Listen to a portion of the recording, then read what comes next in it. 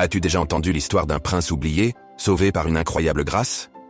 Aujourd'hui, je te raconte l'histoire de Méphibosheth, une leçon qui pourrait changer ta vision de la vie. Dans l'Ancien Testament, il y avait un jeune homme nommé Méphibosheth. Il était le fils de Jonathan, le meilleur ami du roi David, et petit-fils du roi Saül. Mais à cause de la guerre et de la chute de sa famille, Méphibosheth vivait dans l'oubli, pauvre et handicapé des deux jambes. Il pensait que sa vie était terminée, que personne ne se souvenait de lui. Mais un jour, tout a changé.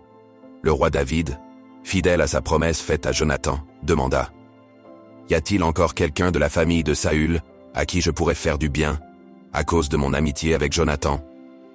On lui répondit « Oui, il reste Méphibosheth, mais il est boiteux et vit à Lo-debar, un endroit désert. » Malgré cela, David ordonna qu'on le fasse venir.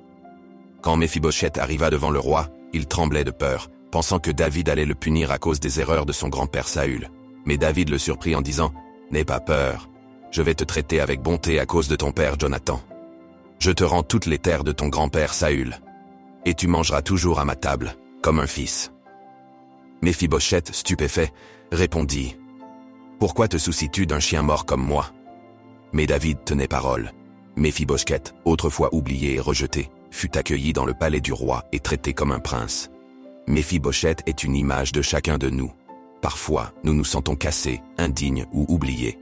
Mais Dieu, comme David, nous appelle par grâce, non pas à cause de ce que nous avons fait, mais par amour et fidélité.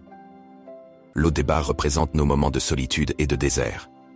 La table du roi symbolise la richesse de l'amour et du salut que Dieu offre à ceux qui répondent à son appel. Conclusion qui marque. Et toi, si le roi t'appelait aujourd'hui à sa table, accepterais-tu son invitation? Partage cette histoire avec tes amis, et souviens-toi, peu importe où tu te trouves, Dieu a préparé une place pour toi à sa table.